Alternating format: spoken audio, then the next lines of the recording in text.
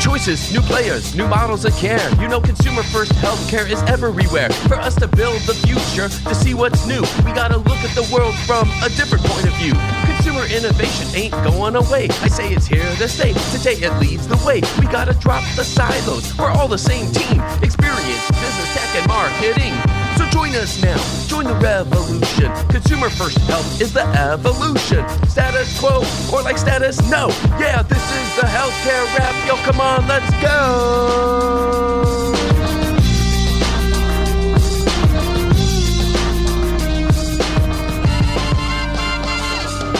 Welcome back to the leading podcast about consumer innovation. I'm Jared Johnson, and here's what's going to go down today. We have the Flava of the week about the ROI of customer experience. What stats can be helpful for you to educate your organizational leadership, and where do good customer experiences come from? I'll talk about that. Then Paul Schrimpf joins me again for our special mini-series about the future of marketing. For our second episode in the series, we welcome Shaily Gupta, co-founder and chief marketing officer at Mabel. Shaily dives deep on the Medicare side of consumerism and helps us do some myth busting about Medicare marketing that may surprise you. It's time to dive right in. Are you ready? Let's go.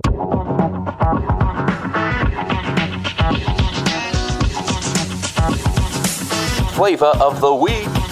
Strong customer experience is good business. Thomas Wilson, Director of Experience, Service Design, and Strategy at Brightleaf Group, recently compiled a comprehensive list of customer experience, ROI, and conversion statistics, which of course means that I feel compelled to share them with you. All of these stats are available publicly, and you are welcome, encouraged actually, to share them with stakeholders in your own organizations. Thomas started with a reminder that good customer experiences come from journey management, research, and intentional design. All right, here we go. Ready, set, measure. Bain & Company found that companies that succeed at CX increase their sales at a rate that is 4 to 8% higher than the market average. This is due to the fact that a greater experience fosters stronger loyalty, converting consumers into promoters with a lifetime value of 6 to 14 times. They also found that a 5% improvement in customer retention results in profit growth of more than 25%. Zendesk found that when determining which firm to purchase from, 89% of respondents think a rapid response to an initial inquiry is vital, and 97% believe that poor customer experience influences purchasing decisions, whereas 87% believe that excellent customer experience influences purchasing decisions. Harvard Business School found that depending on the industry, acquiring a new customer might be 5 to 25 times more costly than maintaining an existing one. And customers who had the best previous experiences spent 140% more than those who had the worst experiences. According to McKinsey, companies that use tools like customer journey maps see revenues increase as much as 10 to 15%, while also reducing their cost of service by 15 to 20%. Their research also found that personalization often results in a 10 to 15% increase in revenue, with company-specific lift spanning 5 to 25%, driven by sector and their ability to execute. The better a company's ability to use data to increase customer knowledge and intimacy, the higher the returns. SuperOffice found that buyers are willing to spend extra for a positive customer experience, according to 86% of their respondents. They also found that customer experience has an impact on on-the-spot buying, with 49% of shoppers making impulse purchases after having more personalized experiences. According to Bear International, 86% of buyers are willing to pay more for a great customer experience. Just a couple more here. Epsilon found that 80% of respondents said they are more inclined to do business with an organization that delivers tailored experiences, and 90% said personalization is desirable.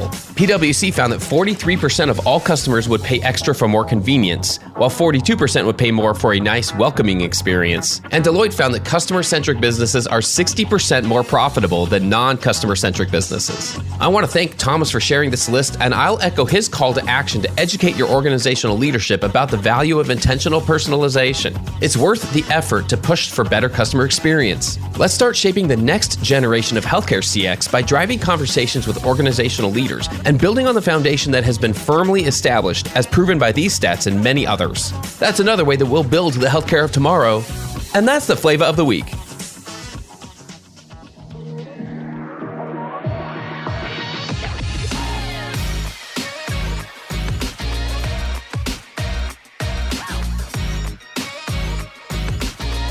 The flow. All right, everyone, it's time to get into the flow. As I mentioned earlier, Paul Schrimpf is back here. He's joining me to co-host this mini-series on the future of marketing.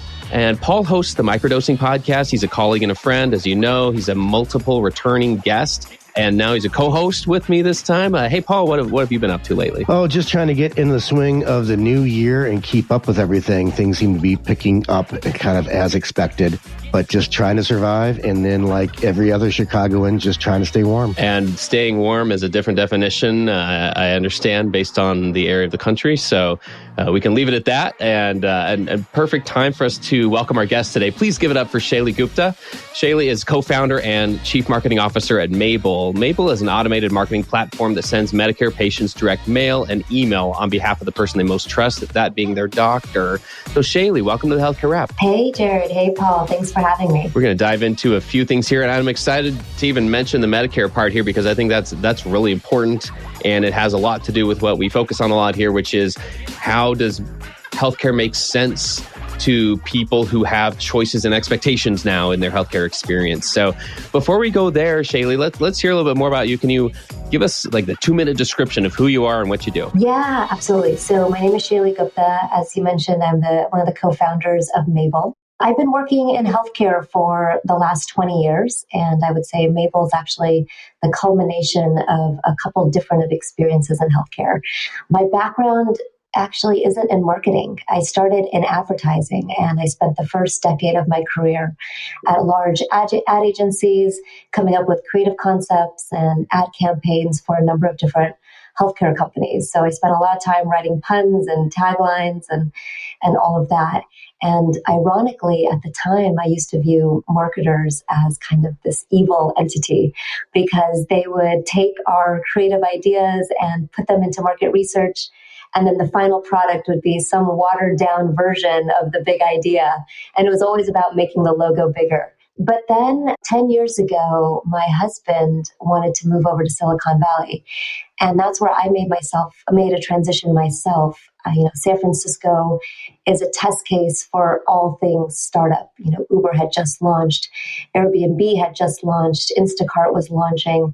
And when you're in a city surrounded by people that are constantly building new products, some failing, some doing amazing things, you feel like you want to be part of it. And so I joined Clover Health. It was a new tech-enabled insurance company, specifically in the Medicare space, as a very, very early employee. And, the team was made up mainly of engineers, as it is in the startup world. And I was considered an opportunistic hire. They didn't know exactly what I did, but they figured they needed someone to make things sound pretty and look pretty. And so they brought me on as their creative director to help build their brand and all of the marketing collateral that they were supporting. Clover Health was my first introduction into Medicare. And when you think about insurance and targeting Medicare patients, mainly seniors over the age of 65, you realize that a lot of the more cost-effective marketing channels that we were used to, digital advertising, social media advertising, email blasts, all of those nimble, cost-effective marketing tactics weren't actually going to work with this audience. And so we spent a lot of time thinking through a number of different tactics to try to reach these folks. And of course, one of the most powerful channels when you're reaching someone over the age of 65 is direct mail. And so that was my start into the space of Medicare. I've spent the last decade understanding how Medicare patients make decisions. They represent 60 million people in our country. We spend about $950 billion on Medicare. The average patient costs our country about $15,000. So understanding how Medicare patients specifically make decisions as it relates to who their doctor is, what insurance plan they're going to join, how they think about preventive care has been really the focus of, where I've spent the bulk of my career. And I started that education with Clover on the insurance company side, trying to figure out how are we going to get people to choose the specific health insurance plan, which was designed to help keep them healthy and out of the hospital as all these value-based care programs become more popular in healthcare. But then also started to tackle it from two other angles. As a provider ourselves, we started our own doctor's office focused only on seniors, similar to how kids see pediatricians, we thought maybe we could tackle this problem from the provider side, having a senior focused clinic and seeing what that could be.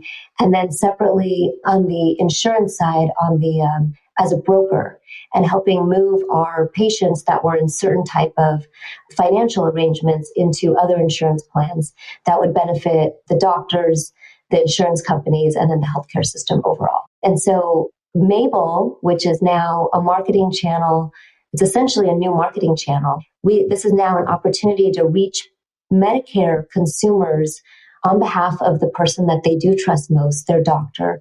What I noticed, or what I found, having been on the provider side, the agent side, and on the payer side, is that people are just overwhelmed with the number of communications they get through all these different channels. But when you get a letter from your doctor, you tend to open it, you tend to listen to what it says, and then actually take action. And so Mabel then is a way to actually reach Medicare patients through their doctor to help them make decisions about their healthcare that benefits the patient, benefits the physician, and benefits the healthcare system overall. And it's been a really interesting learning experience, having seen this space from so many different angles. I could spend all day doing myth busting in the world of Medicare and marketing. And to your point, these populations are bombarded, and all of us have parents and grandparents, and it's kind of sickening how bad they get like predatory marketing on that. So it's a population worth protecting and respecting. But I'd love to just get one or two of your favorite myths as it comes to marketing Medicare. Yeah, that's an interesting question. So, when we first started our education on just Medicare and who we're targeting, I think the first thing everyone goes to is their grandparents or their parents. And that is such a narrow view of the entire demographic that you're going after. When I was working at Clover, they were mainly focused in New Jersey and now in multiple other states. Part of us thinks, this is a demographic. They don't want to be, they're young at heart. They are retired, and, these myths about what seniors are doing, they're gardening and they're playing pickleball and they're enjoying their life and whatnot. I think the majority of Medicare patients actually are not living that lifestyle. They're worried about fixed income, about the rising costs. They have their Social Security income and no more than that. They're worried about their healthcare bills. In fact, their conversations with their friends, about 80% of their conversation with their friends is about healthcare, about which doctors they're going to see, when their next appointment is, this new medication they were prescribed, and any side effects. And they spend so much of their time thinking about healthcare. It's constantly top of mind that I think here we are thinking that they're out there playing pickleball and having a great time. And actually the things that they're worried about is so much more deeper than that are maybe what your initial impression might be based on your own personal experiences. I'm going to agree to disagree. I'm pretty sure they're all wearing white linen clothes and walking on the beach. I think every retiree is doing that. A nice sunset, that's everybody. And then the other thing that's interesting is, so let's talk about social media for a second, because every year, more and more people that age into Medicare, the 63-year-olds turning 64, 64-year-olds turning 65, they are more accustomed with technology, with email, with social media and digital advertising. And still yet, despite all of that, email's been around for over 20 years, right? Despite that, though, what we find, and we work with doctors' EMR data, their electronic health records data. So of the 2 million patients that we happen to have data for, about 25% have email addresses on file with their doctor. And even that 25% is not necessarily them. It could be a child or a spouse or a caretaker. And so while, of course, there is this trend as more people age into Medicare, some of these digital tactics should be more prominent and more available or more targeted and be able to be effective. At the same time, still the bulk majority are still not reachable through these digital tactics. And so that's where, when it comes to Medicare, it takes us right back to direct mail. And what I think has been interesting is as the marketing innovations have advanced through automation, through personalization. You can actually do very interesting, segmented communications to the Medicare demographic that is then personalized and targeted, but also being able to do that at scale. So I'll tell you that I was working with one very large Blue, and they wanted to send out communications out to their members. And they had, across their different states, they had created one piece of collateral, 50 different versions of it, a different photo, a different logo, and a different phone number. And there were actually 50 design files. And I was shocked because at this point in time, when we're working, we create one template and everything is dynamic. Logo is dynamic, photo is dynamic, phone number is dynamic, website is dynamic. Behind the scenes, we're creating incredibly personalized and segmented information, but it's one version with dynamic fields. And I was shocked to see that even in this day, in 2024, that people are still, they understand the value of personalization and segmentation, but their processes and workflows are still going back traditional marketing and advertising ways where they're creating so many different versions. That was kind of an interesting thing that I've seen. I'm curious, for you both, what have you seen as some interesting things that you found in kind of the way the space has been evolving? Not only Medicare, but I'll call it Medicare combo plans. When you get Medicaid in there, you get state. You also find these interesting state regulations that require certain proportion of text and things of that nature. I've been kind of shocked, and we'll get into kind of the future of marketing, the future of marketing teams, but the size of the creative teams at a Medicare-oriented organization just to do the variations of these ads. And you see essentially what you would at the surface describe as like a mini agency, but nobody's really doing anything strategic. It's very tactical and very functional, which you can make dynamic and automate and do a lot of different things now, which is really shifting, or will be shifting the way you design and hire these teams. But I would agree and kind of build on a couple of those with that. Yeah, you're absolutely right. Because as I was looking at the 50 design files, I was thinking the individual, the designer who had to create this, the copywriter who had to modify each of the headlines accordingly, the editorial team that had to double check everything, that there were no mistakes, and then the filing with the government to confirm that each of these versions was documented accordingly. I mean, this is a lot of money to spend to do that type of work versus having a single version or a few versions where everything's in brackets, and then that gets swapped out accordingly based on the market or the segment that you're going after. But it comes down to, I think, then building, identifying that there might be a better way to do something than the current processes, and then figuring out what's the workflow and the team required to be able, or the platform or the software that's going to allow you to create this type of personalized, customized materials, but in a way that makes it, cost effective. For example, we partner with a printer called Lob. They're an API printer, and that's what allows us to do this type of high-tech mail merge.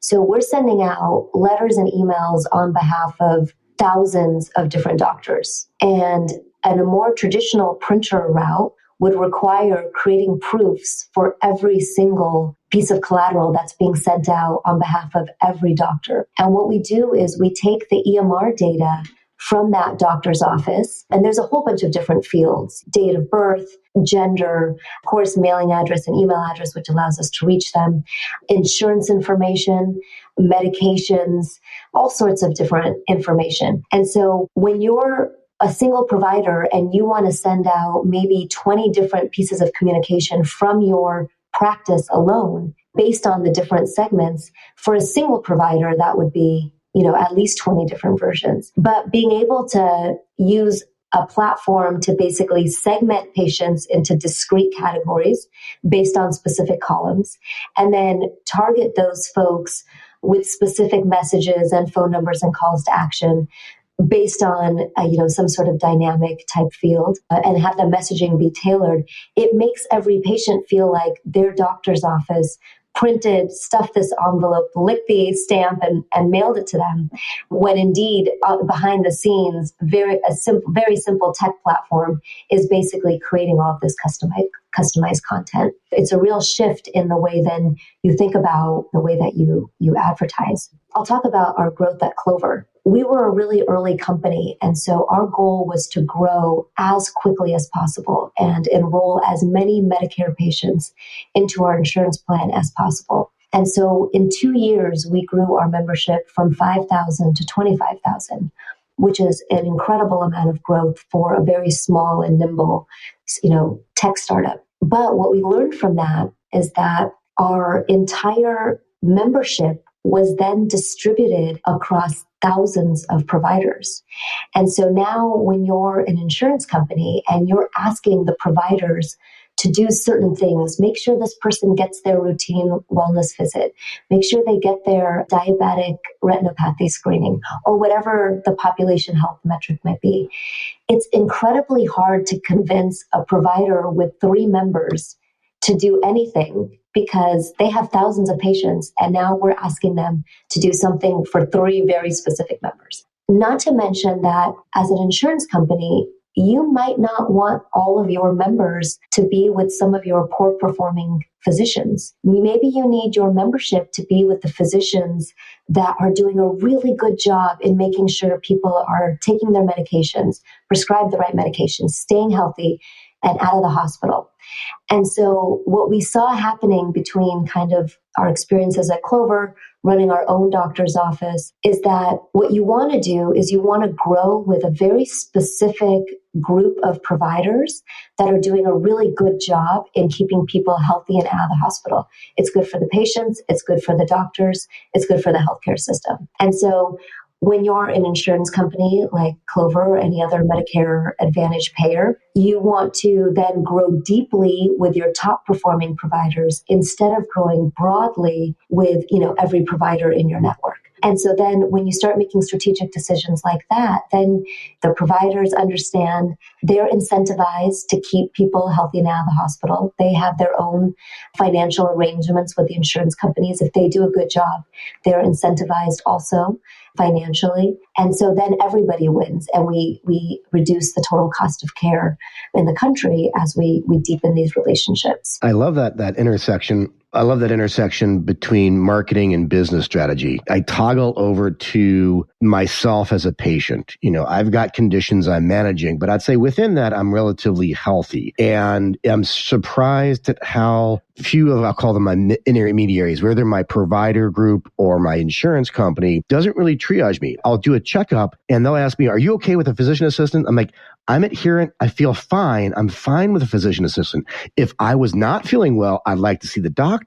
But there's a really great way of triaging compliant, chronic, or healthy people to an untapped utilization with providers and making sure the complex patients go the high-end ones, because this ties to an old microdosing series I recently did with a labor crisis. Is there's a belief that we're not short on clinicians, we're just not using them and load balancing them in a right way. And I think that's a great example of marketing, business strategy, and patient experience kind of intersecting there, which I think is really cool. There's a disconnect between where we spend our time and which patients actually cost money. And what we found in running the clinic is that patients that were actually very expensive, we spent the least amount of time with, and they accounted for 85% of our financial losses. And yet the people who we spent most of our time with, they were actually incredibly healthy and didn't cost us that much money.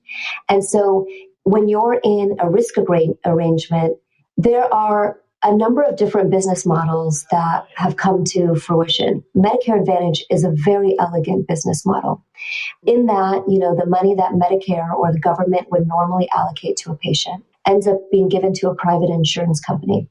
And then that private insurance company takes $10,000, $15,000 that's allocated for that patient, and it invests it into keeping people healthy and out of the hospital. And so that business model is predicated on the idea that if I give you new reading glasses, a gym membership, a stipend to use towards running shoes, dental coverage, maybe that will prevent you from tripping, falling, and having a $40,000 hip surgery. So if I take that money and invest it into preventive care, then that in the end will then save us money in surgeries or preventive, things that are very costly. And so that business model, which is the premise of value-based care, incentivizes people to focus on being healthy. And providers are now very much part of that business financial arrangement. So when they have these contracts with the insurance company, they're able to say, hey, insurance company, why don't you give me between $4,000 and $8,000 of the money that you're getting from the government? And I will take financial risk for the patient. So if that patient goes to the hospital, I'm responsible. But if that patient stays healthy and out of the hospital, I also get to earn a portion of that finances or that revenue, because I'm essentially caring for that individual.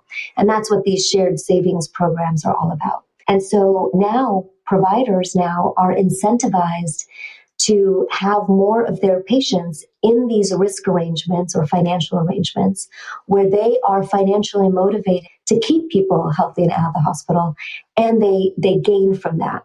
And so now if you're an insurance company or any other risk-bearing entity, as they like to say, then you want to work with your providers who understand these financial arrangements, are willing to invest in remote blood pressure monitoring tactics, other insulin monitoring devices, weight monitoring devices, because everybody is incentivized to keep people healthy and out of the hospital. It's good for the patient, it's good for the provider, good for the insurance company, good for the healthcare system.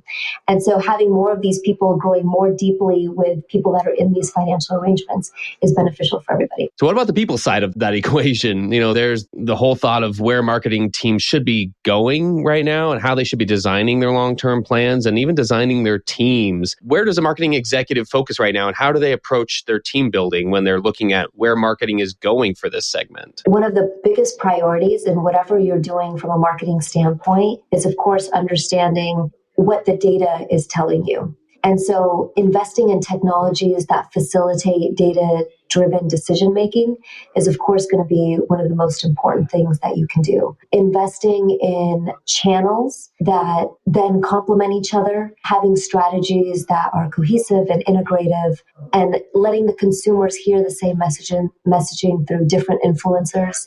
One of those influencers might be providers. Another influencer might be just in their community. Another part of that would just be when we're helping executives understand the technology, because I've used this analogy before. Forgive me, listeners, if you've heard this, but I refer to it as Ferraris in the garage, which is this principle of the technology is a well-oiled machine and it can do a lot of amazing things. And yet we're the most that a lot of marketing executives will get in it once a year and driving around the block and keep it in the garage the rest of the year. They don't understand all the features. They don't understand how to connect it with their other point solutions. That's one of the main challenges here. So I feel like part of the implementation plan for MarTech in the future is getting even better at the skill sets to implement that tech. Does that make sense? Like the people part has to happen for the technology to be successful. Otherwise, and that starts with knowing what features you have sitting there in the garage, if you will. So I don't know if that helps kind of frame it a little bit, but that's definitely where I've seen struggles and kind of the lack of the momentum stops right there. Somebody made the purchase decision to buy the tech and now it just kind of stops there. Yeah. Implementing any new software tool, there's a learning curve, and then it takes resources to make sure that you understand how that is being used and it's being optimized. Even simple things like Google Ads, any social media platform, a tool, you might get started and then you might gather some data.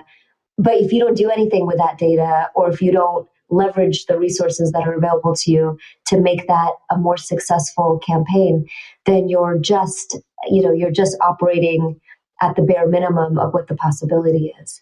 And so whenever you're bringing in a new technology or starting a new channel, it's important to implement that, but then also figure out how you're going to optimize it and make it work even harder for you, especially if you invest in it in the beginning. And unfortunately, a lot of times there are not the resources available to do all that. And so sometimes I wonder, is it better to do fewer better than a lot more and just, subpar or at status quo. Yeah, I think there's a lot that ties back to what you opened with, which is around a lot of the learnings that you all founded Mabel on, which is working backwards from what the objective is like, how do we effectively engage a population? What are they already effectively engaging with? And how do we back out? Where I think the stereotypical marketing teams these days has kind of a playbook in their head of tactics, and we're going to try this, this, and this.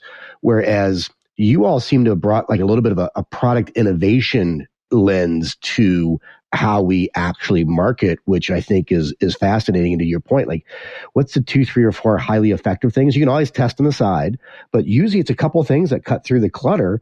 And if you kind of lean into that, and also the other piece that I liked along the narrative that you've been giving is how do you then make it more efficient and effective? Like, okay, if this works, great. Well, then what's the next level?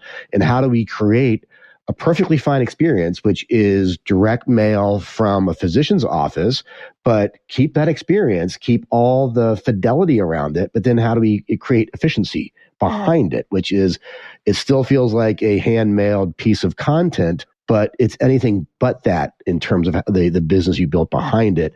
And you can kind of extract that same kind of play and playbook to almost anything that you want to do anywhere in healthcare and consumerism. One of the things that we've been doing, and it's been quite successful, is for the folks that we're working with, that they know that they want to use provider affiliated marketing. And so, we set up all of their campaigns, they're doing all of that. That has a certain tone, message. From a compliance standpoint, there's only certain things that can be said when it comes on behalf of a provider. But then you double down on that strategy, and then you say, okay, now how do I augment that message with all the other tactics that I can do in the community? So now why don't I buy mailing lists surrounding that physician's office and send mailers essentially to the same demographic, but with all the things that I wasn't able to say in the provider affiliated marketing. So now you get a letter from your doctor that says, hey, this insurance plan, I accept it, and you might want to consider it. And then separately, you're seeing all the other direct mail pieces with that same insurance plan, but now all the benefits. So it's a way of reaching the same individual through 2 different tactics, actually different messaging, but complementary, because now you're using one channel to get one message and another channel to reinforce that. And together they tell a complete story in a very compliant way. And that's one way that we've seen a lot of success in being able to leverage the channels that are available to you, but in a complementary way to tell a different story, but that, tells a cohesive one. Yeah, Shailey, this has been great. You're helping me connect a lot of dots here in my mind. And one of those is not only to not neglect this important segment, that when we're ever having the consumer conversation, the consumerism of people have choices and consumer experience, we throw out a lot of buzzwords out there. And I don't hear it as often as I feel like we need to see what is the Medicare population, rather. They're at the very center of this, because then you also start bringing in caregivers, family members, others who are helping them make those choices. And it's not just as simple as running something to the one person who's going to make their own decision and boom, they pull the trigger and now they've decided on a provider to go see or a service to have done. It is so much more complex than that. And I think it's a good reminder to me for sure of just how this all fits together, how it ties together. So I'm a marketing executive, say at a provider, at a health system somewhere, and I'm just trying to remember this part. What do you tell them? Like, here's something you need to remember when you're talking about healthcare and helping a Medicare member make those choices. What do you share? What do you tell a marketing executive? No, you're so right. These decisions are so complex, and it's funny because you're targeting the demographic that ultimately you're serving, but they're not the final decision makers. They often engage somebody else in the conversation, whether that be a child, a partner, a spouse, a caretaker. And it's challenging because then you don't, as a marketer, how do you reach the other folks, the key stakeholders as well, that are involved in this decision? There's no magical list you can buy to do that. And so what I have seen personally is that when we send out communications to the Medicare population, inevitably, the person who is receiving that whether it be direct mail or an email, ends up also being the individual who's part of the decision making. So the email address might be the child, or the child is receiving all the mail and going through to make, to sort out what needs to be tended to and what doesn't. In terms of targeting that specific demographic that is involved in the decision making, us too, we haven't cracked that nut. I think that's such a challenge. But we know it's not just them that's making decisions, and that there's so many other people involved. And trying to figure out how to reach those folks is going to continue to be a challenge. I think what I've noticed is a lot of marketing, though, is really focused on content and education. And if you become the resource for where people can get the facts, understand what they need to know before they can make their decision, you automatically become the trusted resource. That's part of the power of using the provider affiliated marketing, because there is inherent trust in that relationship, that, that's a trusted resource that people can go to rely on for unbiased information. And that becomes just then a starting point for the story of education, or the educational narrative that you'll be telling. And if you become that trusted resource, then you hope that the sales trail behind that. Becoming a trusted resource. I love that. And any final thoughts, Paul? No, I was doubling down on that as well, because usually I'm very anti-education, because everybody's like, if we just educate everybody, they'll just magically do what they want to do. But I think what Shailey's leaning into is, at the same time, we have to recognize that people know biases. They know when they're getting education from a biased source, and the least biased source, in their opinion, is the physician. So if you are playing an education game, and I'm a big proponent of making things easier and not worrying too much about education, but people are looking for education. That's why WebMD works. That's why Mayo.com has such high traffic. You want to be doing it through a provider channel, because that is the more trusted resource versus education through any other branded sponsorship, which people do see as biased. So yeah, just going to underscore all the last comments. It's been great. Well, what a perfect place to wrap this up. But with that, that's a wrap for this episode. We've had the absolute pleasure of speaking with Shaily Gupta from Mabel. Thanks so much for joining us today. Thanks for having me, Jared and Paul. Thanks for tuning in. If you like what you heard, please spread the word. Tell your colleagues to tune in for all the awesomeness, then leave a review on Apple, Spotify, or wherever you listen. This show is produced by Shift Forward Health, the channel for changemakers. Subscribe to Shift Forward Health on your favorite podcast app, and you'll be subscribed to our entire library of shows. See our full lineup at shiftforwardhealth.com. One subscription, all the podcasts you need, and it's all for free. And remember, we might have a lot of work to do in healthcare, but we'll get there faster together. Thanks again.